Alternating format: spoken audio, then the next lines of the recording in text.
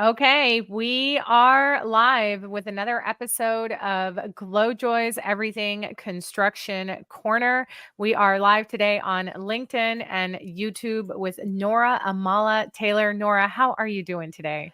I'm well, Gloria. Thank you. How are you? I'm super excited to have you on today. I also know that you literally ran in the door I did. to get here for 3 p.m. on a Friday. And in honor of Women's History Month, and really just in honor of Women in Construction Week a couple of weeks ago, and the fact that we've just been celebrating women the entire month of March, Mhm. I needed to have you and representation from the unions on this show. So I am so grateful that you're here and that you made the time and that you ran in the door for us to even start on time. So thank Right. you, thank you, thank you, thank You're you, thank welcome. you. You're welcome. So while people log on, folks, if you are here for the first time, just want to let you know that you are at the Glowjoys Everything Construction Corner podcast, where we bring people from every corner of the construction industry to talk about not just the trades, not just ownership in the construction industry, but just a little bit of everything and anything. We've had on here consultants, we've had engineers, we've had designers, we've had home remodelers. Okay. We've had social media people. We had the construction Yenny here, construction managers. And today last week we had a carpenter, we had a welder the week before that. So this week we're going to talk all things electrical. And to get us started, I wanted to actually start with a couple of stats while folks log in on electrical and just the electrical trades in general.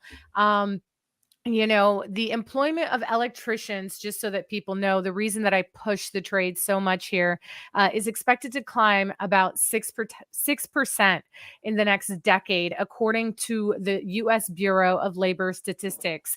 And I That's have awesome. these stats because I was speaking at high schools the past couple of weeks. And, I thought it would be great to share them today as we shared them with the high school students to try and entice them to join the trades. So, today, we're talking to mostly the parents of these high school kids. So listen up, parents. There's going to be more than 70,000 to probably 100,000 electrician positions available within the next year annually. So that's every single year. We're probably going to bring in roughly about 70,000 electrician positions. For these electricians, carpenters, skilled trades, etc. And this is where Nora comes in and her expertise is going to come in. The jobs, instead of you paying 40 to 50,000, $60,000 a year for a college tuition or university degree, per year, and over the course of 4 years, paying 250 to $300,000, you have the opportunity to be a tradesman or woman and make that kind of money. So that is why I have made it a point for the month of March to say yes to every opportunity to talk to as many people as possible about careers in the trades, whether it's on our show or in other places. And I really wanted to highlight these statistics because only 2.9% of these electricians are female. And, Nora, I don't know, now that this is where you come in, Mhm. how long it has been that you have been in the trades and how long you've been a electrician for. But I'm sure there are times where you were the only female on site Oh yeah. over, the course of the past couple of decades.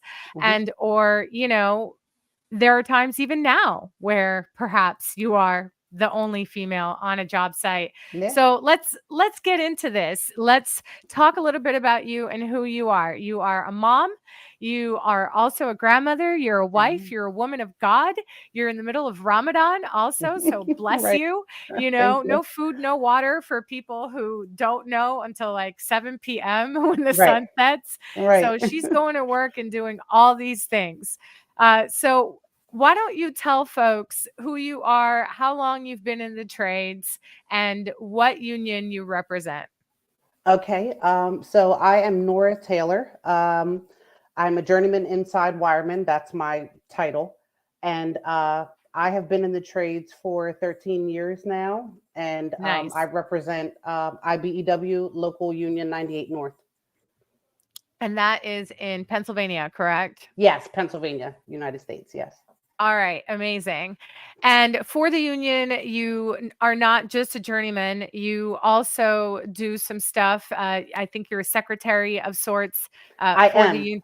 Okay. Yeah, yes, yes. So we have there's an extension of IBEW, which is called EWMC. EWMC stands for Electrical Workers Minority Caucus.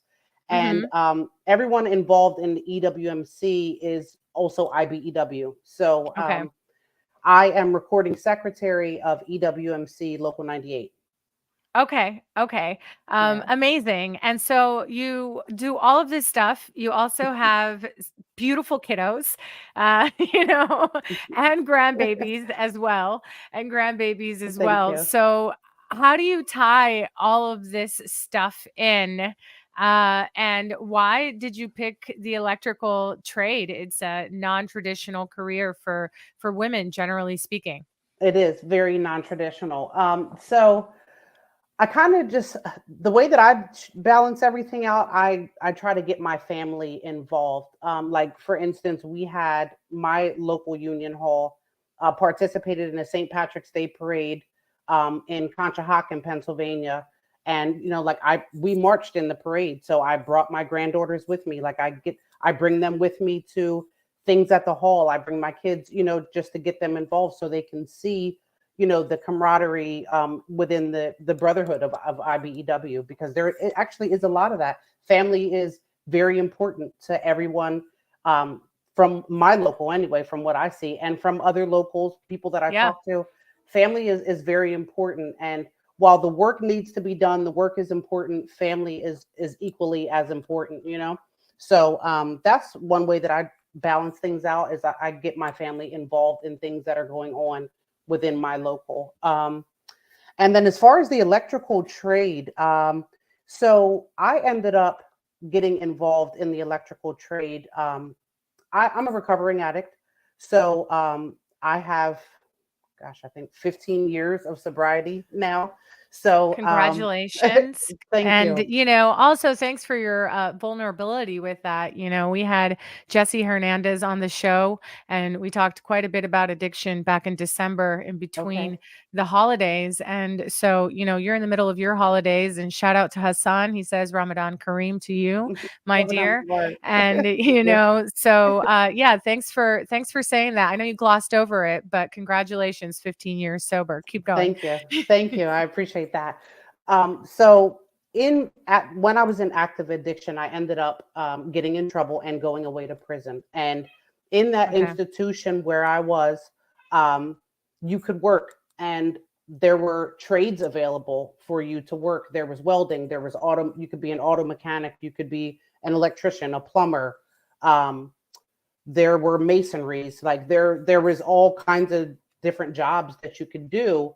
And one of the things that I knew I wanted and needed was to turn my life around and come out of that situation being the best possible version of myself that I could be.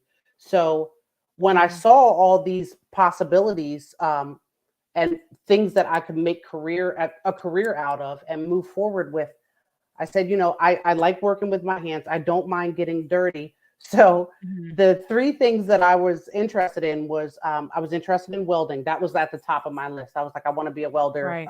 I know I want to do this. So it was welding, electrical, or auto mechanic. Those were the three trades that I was interested in. And, I wrote and expressed my interest in these trades.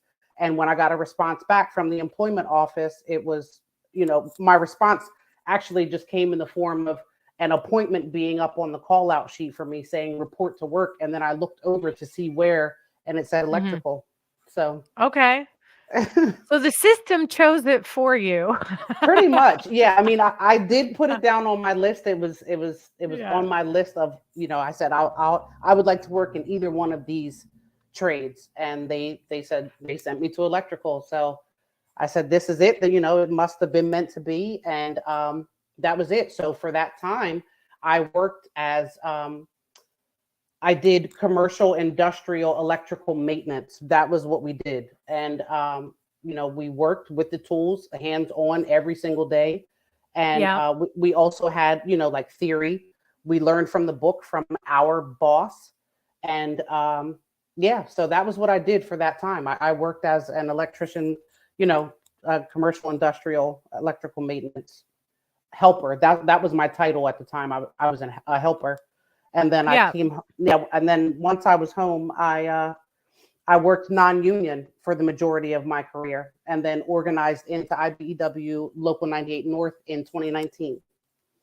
Okay, I was actually going to that leads to and segues to my next question, why union versus private? Oh, okay. So, Because there's yeah. many options right out there. And for this week, people have been seeing me posting stuff about data centers Hmm. and, the data center construction and construction project management with our Right. Glowjoy Technologies team that we do. And I've been hanging out with a lot of electrical engineers Hmm. and, talking about the electrical trades and, Right. really kind of talking about this new push to sustainability and how things are really kind of transitioning to low voltage so we can save on energy and Right. so many other things, right? Yeah. And so here we are tying it nicely with a bow with you here, Hmm. today, and talking about the hands on, tools and what that entails. But Yeah. there's many jobs within, you know electrical. So, and private is, very popular, Hmm. and union is either forced upon or preferred Hmm. by many other cities, particularly urban areas like where you are and I am. Yeah. Yeah. So, I mean, for me, Um, I definitely, for me personally, organizing and going union was the best decision I could have ever made for my career. That's just for me personally. Um, Right. the non-union companies that I worked for, the one is like a highly reputable non-union company. They are actually like one of our biggest competitors. When I say our, I mean my hall in particular because they get work in our territory. So Okay. yeah, so they are, and I came from that. I came from that company. Hmm. So they are like a very reputable company, but at the same time, there's a lot of things that were overlooked in terms of safety, especially.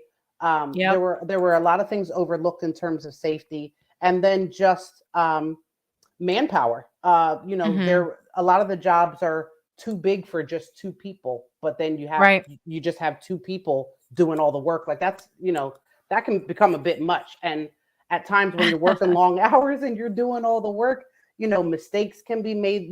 That you gotta. There was just a lot. There were a lot of differences.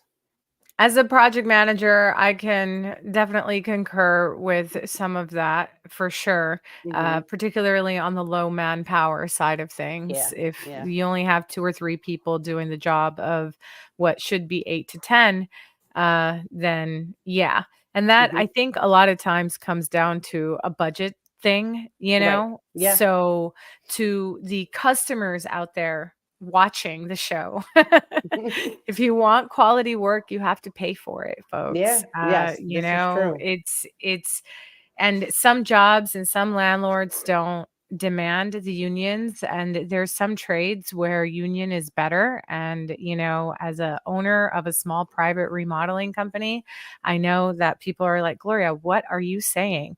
But, I truly do believe that when it comes to plumbing and electrical, the unions, from a training perspective, do it best.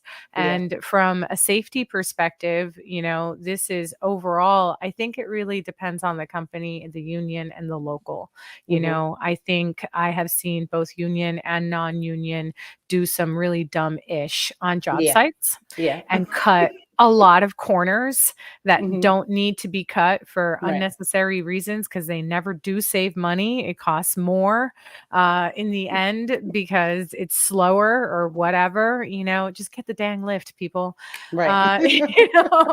A scaffold is not cheaper. Right. It's just not. It's slower. Like if somebody's working on a lift, they're going to work much faster because they feel safer and they are safer. And Right. that just is.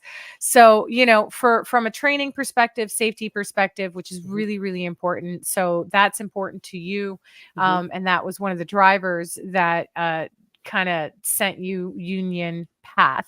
So you've been in the Yes. union now for how many years? You Five. said It's been 2019. 5 years. 5 years now. Okay. And no turning back. Absolutely not. No. No. And what was that transition like? Because you did a non-traditional apprenticeship. What was that transition like from non-union private to union? Okay, so the transition actually wasn't as difficult as I thought it was going to be. I'll be honest, I was incredibly nervous. Um, Okay. I was incredibly nervous going union. But so I did actually, so I worked hands on from the very beginning, but I did actually do some schooling Mhm. um, through the, what is it, baby? I'm sorry, my cat's running around my feet here. Um, so All good. That's part of the I live stream. That's right. part of the live stream. I did do some schooling through a community college here in our area. So, Mhm. with all I knew coming into the union, so we had to test. Those of us that organized in, we had to test with Okay. IBEW Local 98 North, and I tested in as a journeyman. So that was actually I'm gonna be honest, I was surprised. Like I was I was just like I I don't think I believed in myself enough then. And when I look back on it now, I was like, I'm so glad that like I took the opportunity and they believed in me because I was able to test in as a journeyman. So I didn't go through the IBEW apprenticeship, but Okay. the transition was actually way easier for me than I thought it was going to be.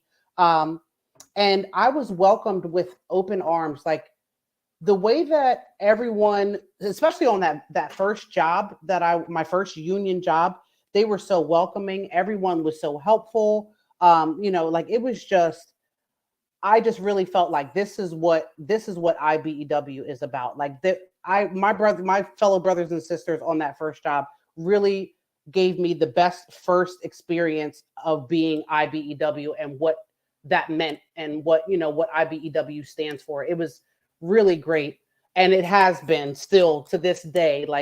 It's all like the camaraderie. Like I can't say that enough because it really is. These people become your family, really, and I, Yeah. I'm appreciative of that because when you're around these people every single day, Monday through Friday, sometimes Saturdays for 8 hours a day. Like you're around these people sometimes more than you are your own family. So Absolutely. the fact that we are really like a family, like I really like that. I had some relationships like that non-union, but I struggled a lot non-union, especially because I was the only woman in every non-union company I worked for. I was the only woman, and Yeah. I had to deal with a lot of the guys. A lot of people didn't like me. A lot of people didn't want me there because they felt like I didn't belong. Um, some of them, there was even talk that they would have to carry my weight and things like that, which that would never be the case because I carry my own weight and I always have. Um, Yeah.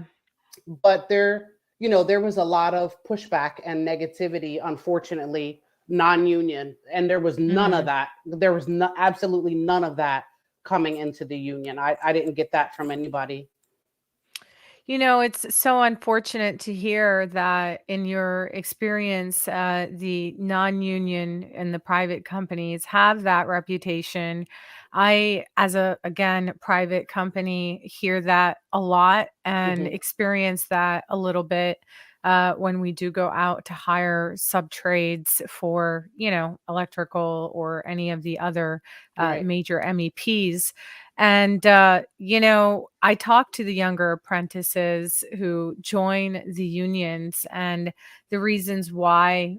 a lot of females, especially, will quit is there is a different type of hazing for Hmm. young women or women in general versus the boys. And, we as women, very interesting when we had Carol Del Vecchio on, who's an educator. She Hmm. made a point that, young girls aren't hazed, Right. as much as little boys. So the little boys, they come in, they grow into the trades, and it's like a different, they're used to it. Hmm. But they're also treated differently than the women. And Right. women feel, and this was my experience as well as a, tradesperson.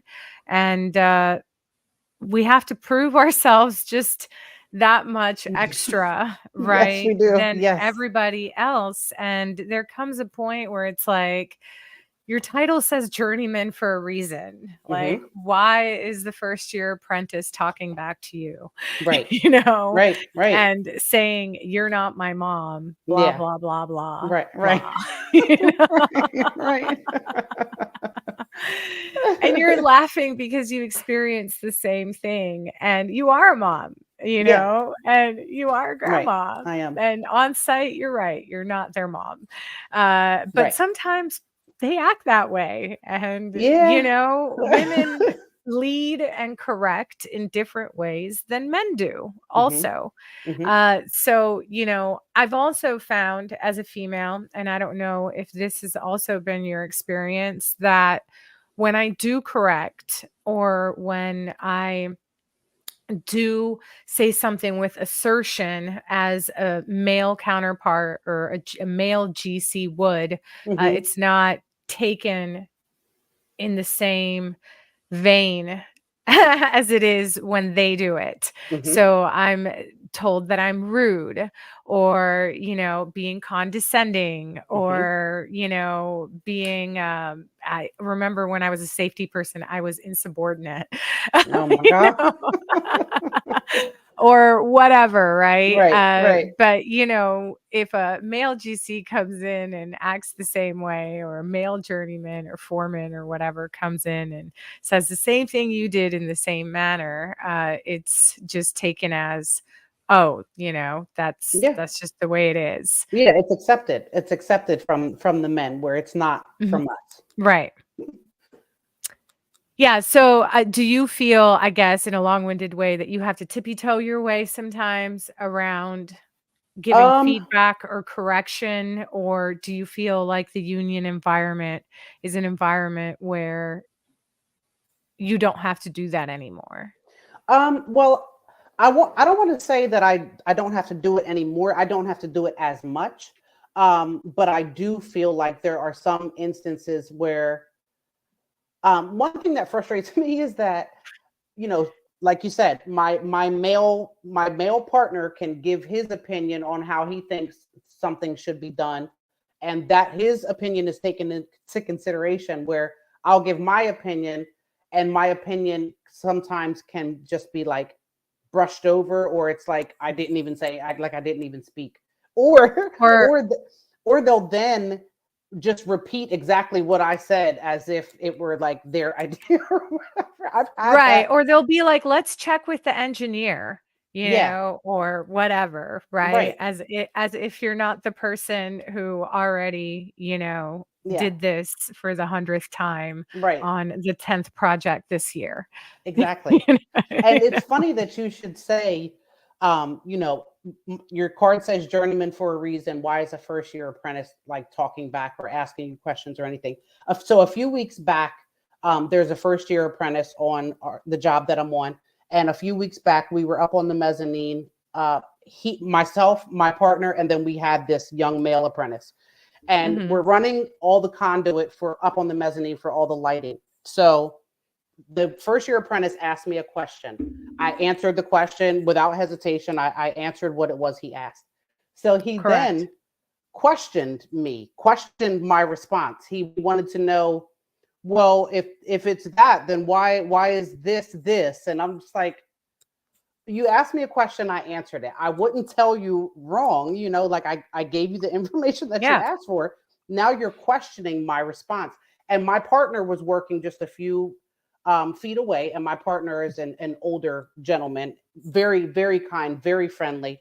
And I think he was overhearing the conversation, and I think it got to him enough that he said to the first year apprentice, "Listen, she answered what you asked her. She's not going to tell you wrong. Trust me, buddy. She gave you the right information." But it just felt so good to just, because if my partner had said it, the first year apprentice would have just said okay without question, and he would have just gone forward with whatever he was doing. But instead, because it was me, you asked me the question, and I give you the right answer, and then you question my response.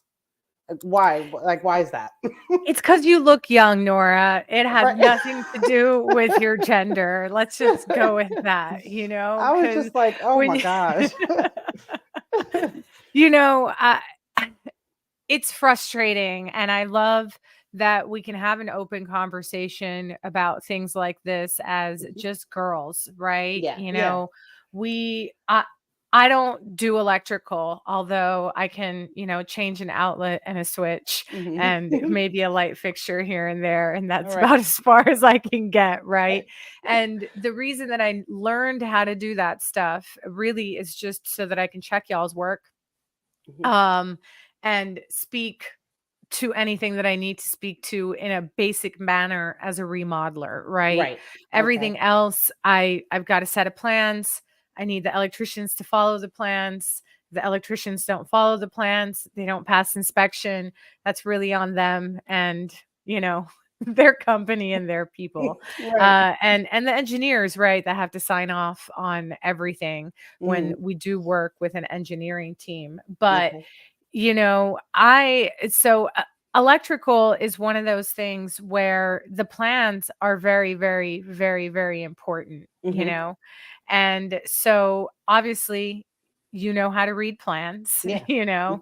how often, and this is for the engineers watching, because we talk a lot about the architects and designers. How often do you find yourself sending out RFIs because the plans that you have either don't make sense with, the current code, or Mhm. don't make sense with on-site conditions, Mhm. or there's wire where HVAC is also supposed to go and Mhm. nobody took the time to look at it. Like, Yeah. how often is that a scenario for you? To be honest, it's more often than I would like it to be. Like, it's insane sometimes. Like, I have actually said, like, I can't even count how many times on this job alone, who engineered this? Like, who did this? Because, like, for instance, we have this is a pharmaceutical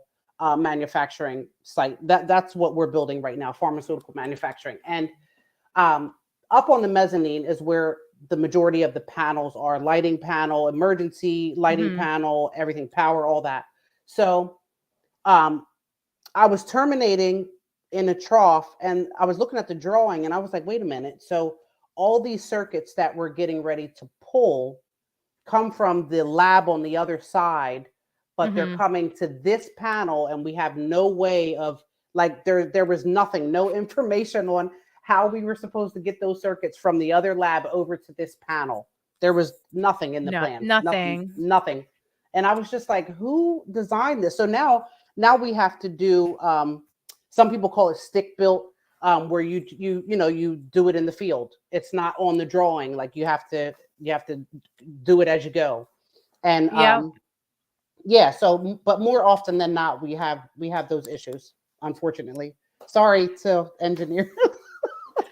Well, I think it's important for engineers, though, to hear this from the community in the field and the Mhm. actual people doing the work. And oftentimes, you might give this feedback to your superior, but by the time it gets to whomever is I'm actually sorry, hold on, needing, Gloria. Can you move that, like, over here? yeah. Yeah, yeah, right there. Yeah, yeah. Thank you. Thank you. Sorry. I'm No sorry. worries, no worries. Again, we're doing a live stream. So, Mhm. yeah, but I find oftentimes the engineers and even the architects they draw it right? Mhm. But even they are not perfect, Right. and they don't know what they don't know because they've never worked in the field, That's true. or That is some of true. them have never even stepped on the job site. Like the people actually drafting the drawings Mhm. is oftentimes a junior, almost apprentice person, Right. you know,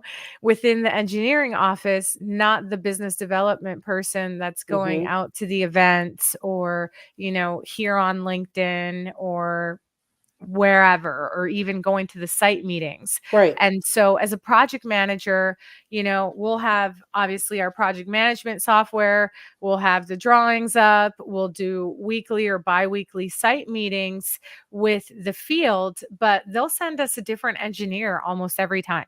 you Oh my know so gosh. then we have to, like, sometimes give the same story and same conditions over and over again. Yeah. Luckily we utilize software so we can, bring up plans and bring up, bubbled up notes and what have you. Yeah. But the field is often not involved in the pre-planning phase, or even when the job is being scheduled. Mhm. So a condition like this, where you all are going to have to stick build it in the field, what type of delays does that cause for the project? Because you're almost figuring it out along the way versus, having a pre-planned set of drawings that you could have been involved in a 2-hour meeting or Right. walkthrough, Right.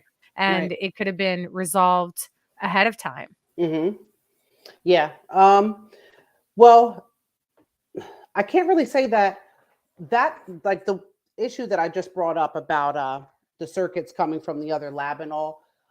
Fortunately for us, it's actually not going to cause us any delays, but that doesn't mean there have definitely been instances where that type of thing will push you back. And then, you know, 9 times out of 10, the contractor, if we have to do something, well, no, I guess you couldn't back charge for that because that would be on it'd be on the engineer, not on the contractor. But I haven't seen where it's actually caused any delays Mhm. personally, but I know that has happened. Yeah, and I bring it up as a scenario because it affects everybody. And then if you're on a tight timeline, Yeah. or you do commercial like we do, we still have an opening day. Yeah, You that's true.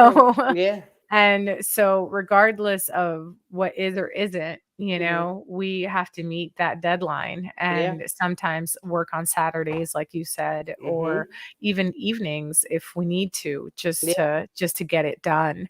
Right. So on your free time, when you're not doing electrical work, when you're not promoting the unions with your grandbabies at a St. Patrick's Day parade, or any of that stuff, what do you do enjoy doing?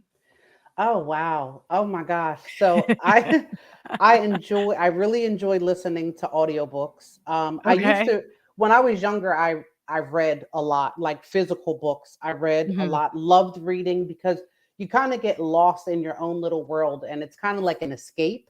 But Yep. I don't have the time to read like I used to. So I've taken up and taking a liking to audiobooks. So I Nice. love I love listening to audiobooks. I like anything that involves nature. So, like arboretums, um, parks, things like that.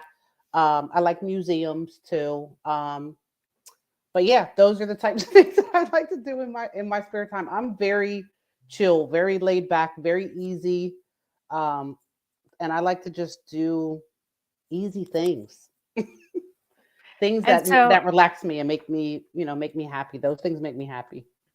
yeah, no, anything involving nature or greenery. I mean, I have a forest in my house. Like, this Hmm. is like just a couple plants here, but there's plants hanging everywhere.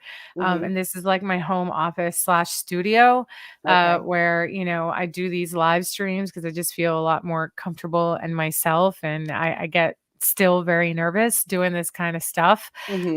But it's very much needed, not just from a content perspective, because people are like, oh, you're doing it for content. Well, obviously, I mean, Right. we need content. Yeah. But if I have to do the content, okay, because that's just how we promote the trades, how we recruit, how we get more jobs and, have awesome conversations with people like you, Mhm. then yeah, I'm going to do something fun.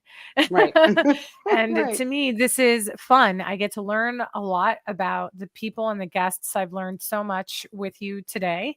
Mhm. And at the same time, I get to showcase jobs, careers, and opportunities to people that they may not have considered.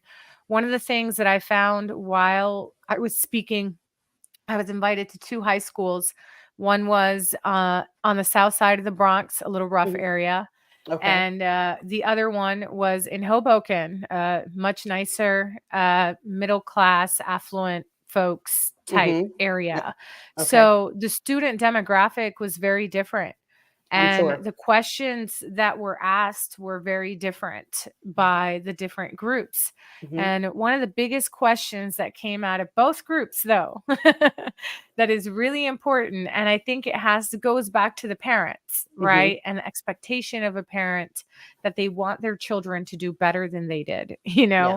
I don't think any parent looks down on the trades or is smug about the trades because they don't know what they don't know, or I Right. just think they just want their kids to do better, be better, and Mhm. because they don't know what they don't know about trades and trades careers, they say, "Oh, you have to go to college, you have to go be a doctor or a lawyer," all of these things. Mhm. But you are a doctor. 4 buildings. Right. I mean, we can't do anything without power. We can't Yeah. even log into the internet. You Right. can't use your phone. When power outages happen, the first thing that they do is they deploy like all these electricians and like trucks and Mhm. like that's the most important. You all are like really important people, like Yeah. VIP people, Yeah. you know. Right. So you get paid really well. I know, I Mhm. pay your bills. Right. Okay. So for the parents that are watching and, or a student that may come across us on a Mhm. YouTube channel, maybe a single mother or a woman who's coming out of domestic violence, like myself, that Mhm. did a transition in career or other things, right? Let's talk a little bit about money because I Okay. think it's important. Okay. Yeah. Yeah. And it's important to the people. And I saved it for last so they would stay till the end. Then we Okay. can put it in the show notes. But Right. Right. on average, how much money could in the first 5 years, like as you're learning in your apprenticeship, whatever, what are the salaries, annual salaries looking like Okay. for people joining the electrical trade? It just so happens that I have um so coming up through the apprenticeship, I think first year apprentices start out somewhere around six. Well, for us, for my Mhm. local, because it differentiates depending on where you are. Yeah, in every state. Yeah, no, Yeah. but like Yes. we're talking about your local where you are, you're in an urban market Yeah. and people obviously do your research with your local, Yeah. you Yeah. know, and of course all of that and the Yeah. internet, Google, Chat GPT, that ish. Right. Right. um, so um, our first year apprentices, they probably start out around a little over $16 an hour is where a first year apprentice starts. However, Okay.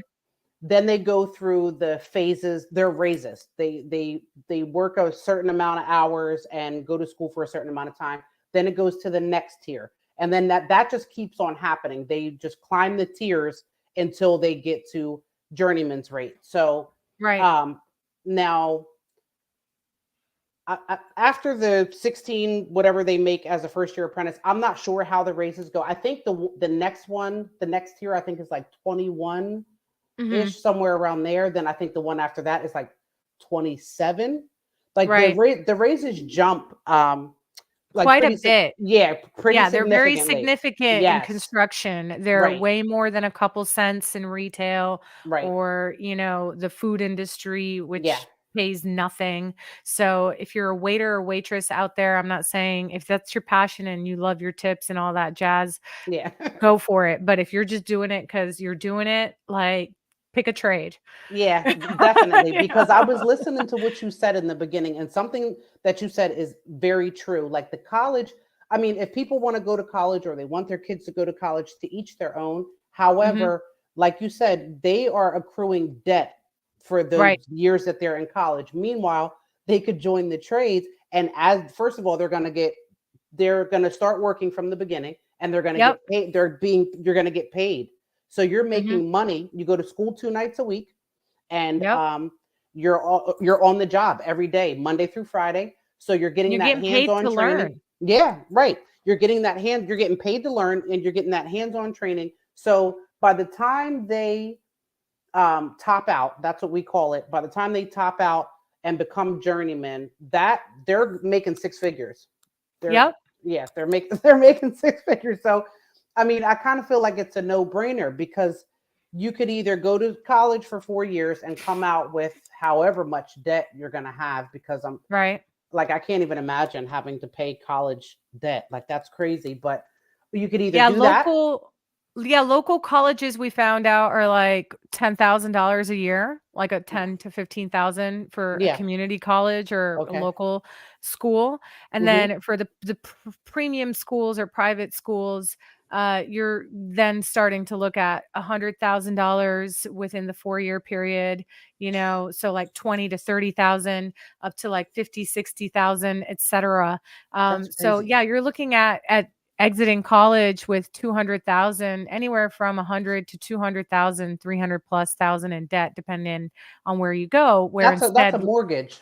That's a mortgage. Exactly. That's Whereas, a as you mortgage. said, you can make some money. So we're Yeah. starting at like 15, 16 an hour, depending on Hmm. where you're at. Then Right. you jump up to like 20, 25, Yep. 27. There's Hmm. overtime pay. Oh my gosh, And yes. there's nothing better than an apprentice that takes the overtime. Y'all got the energy. Right. You show a willingness to want to work and learn, and you'll get put on more projects, Absolutely. and you'll get more opportunities, and you'll also get to work with OGs Right. that will show you things that they may Yeah. not show you, on a regular. So Right. we have a question here actually that goes, and I think you already answered it, but let's give a little more info. Hmm. And the question is how long does it usually take to reach journeyman status?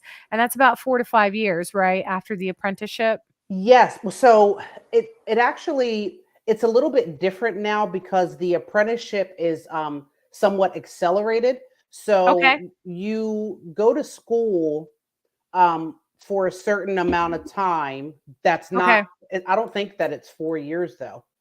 It Okay. may it may be like 3 or 4 years, maybe, but Okay. it may be a little less than that. However, so I would say that it would take. Let's see, what was that? 2019. Yeah, it would take right around 4 years or so before you hit journeyman rate until you topped out.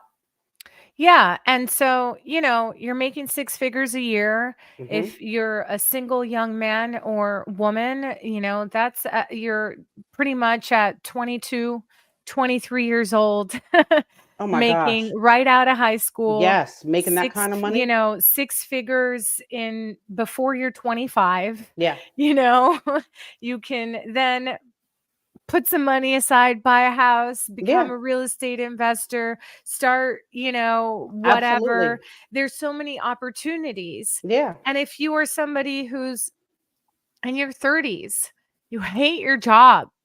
Right. It's not what you Right. were supposed to be doing. You Yeah. are drowning in debt, Hmm. okay? And you're not making but 50, 60, $70,000 a year, and there's no real opportunity for growth where you're Right. at. Consider a trade, and Absolutely. consider it even part-time. For moms, we've said this repeatedly on the show this month, but I'll Hmm. say it again.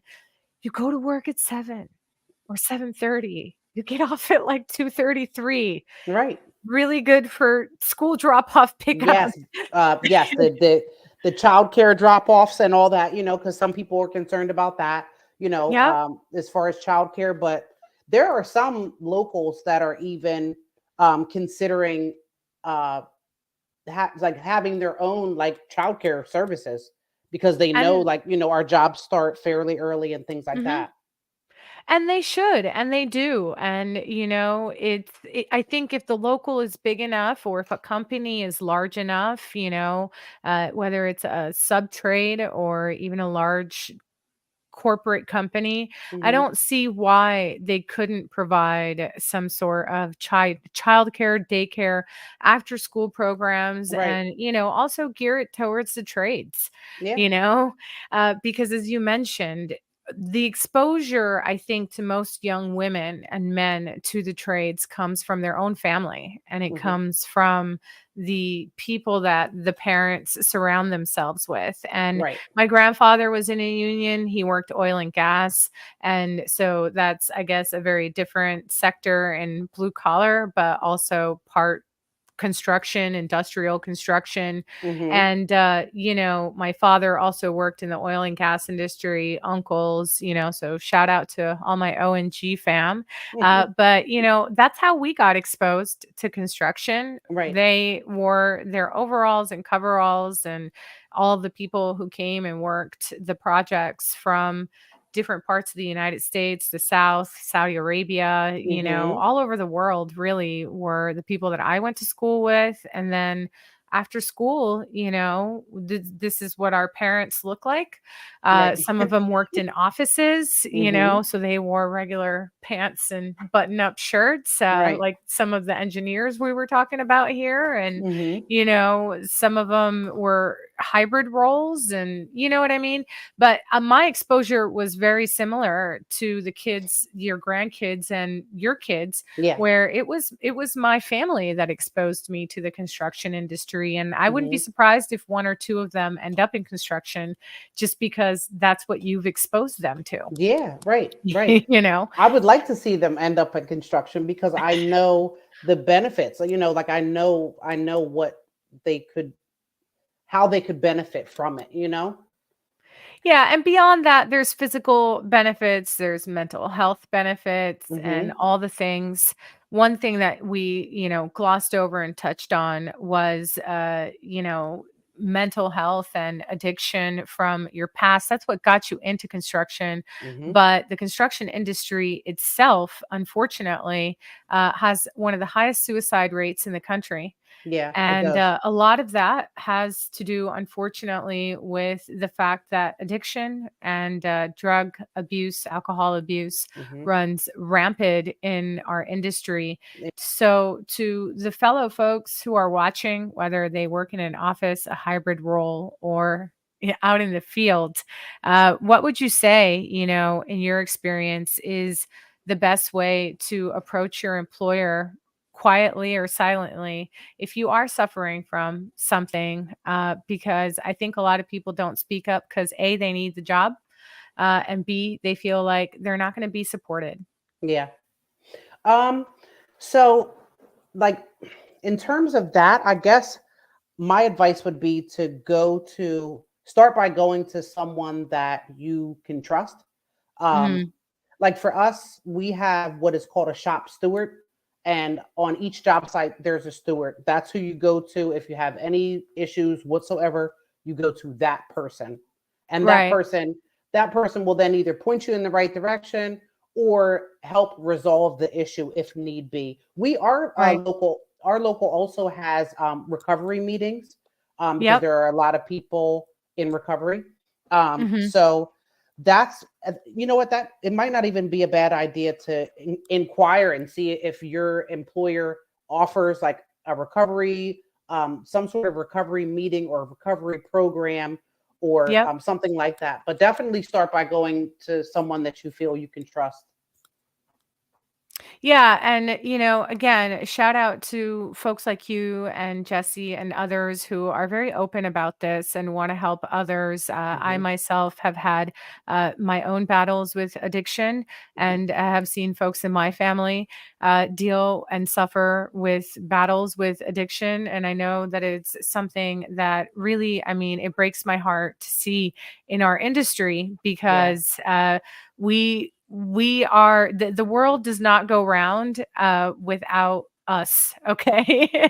And the construction industry is like one of the oldest industries in the world. It's Yes. vital to everything that we do, Hmm. particularly the things that you do. So, any opportunity that I get to let people know that they are not alone and that they are supported, particularly in this industry, is really, really important to me. Yeah. So, where can people find you, Miss Nora Amala, if they want to follow up with you, or if a young girl maybe has questions about Oh, joining the yeah. electrical unions or trades? Where can people follow up with you if they want to invite you to come speak on a stage, or join their podcast or anything else? Okay, so people can absolutely find me on Instagram for sure. I'm usually really good about responding to my DMs, although Hmm. they can get like they can be a bit much sometimes. So You sometimes, answered my DMs, so I no, feel right. So, special, all right, cool. I try to do that. I try to be diligent about responding to my DMs because, like Instagram, like social media for me is not just social media. It's also about a way to connect and network with Mhm. people. That's one of the main reasons why I share my story. So, I can be found on Instagram at Nora Amala, and then I can also be found. You can also just email me. I'll Yeah. respond to emails as well. And you can email me at noraamala.taylor@gmail.com. Okay, okay. And before we log off today, is there anything that particular or anybody in particular you want to shout or say hello to? Oh, yeah, but I don't know that these people will hear it or see it. We'll But send them, yeah, we'll send them a YouTube link because the okay, yeah, replays will stay up online. right. And yeah, so we'll send them a link. Okay. But yeah, I'd like to give a shout out to my first boss, my first two bosses ever in the electrical trade, and that is Scott Albeck and Kevin Troop. I'd like to give a shout out to them because I learned so much from them, and they were Mhm. very helpful and very kind, and they just taught me everything they knew, and I'm very appreciative of it. And I wouldn't be where I am today in the electrical trade if it weren't for those two men. So I definitely want to Aw, give a that's shout out to them. amazing. I know I like it just they were awesome guys. They really were. They were the best bosses I ever had. And they were non-union, right? Well, I guess you would say that they were non-union. They were So there's non-union. hope for us yet, I guys. know, right. We can still be non-union and be amazing bosses. Yeah. And shout out to all the people who are amazing bosses who take the time to mentor. Mhm. You feel like you're unseen or unheard, but that was what, nearly 15 years ago now. You Yeah. said you've been in the, yeah. So you're still very relevant even to Nora now. And so don't quit. I know it's really tough to mentor and train people. Yeah. It's yeah, and it takes a village. You can't do it alone, No. right? Yeah. Particularly if you're working with teams. So yeah, we want to say thank you to you for joining me today, for Oh, joining us today. Folks, if you are not subscribed yet, please make sure you smash that subscribe button, like button, follow button wherever you're at. Write us a review, share the podcast, share the live streams with your friends and your family, especially if you have young minds who are inquiring and don't want to do your traditional 9 to 5. That is why we do these shows. We want to highlight awesome careers in construction and awesome opportunities in construction. And yeah, so we are going to close out here. Again, if you're watching the replay, make sure you hit hashtag replay and go ahead and tell us what you think in the comments. Till next time. Bye, everybody. Have a good see you weekend. guys. Bye.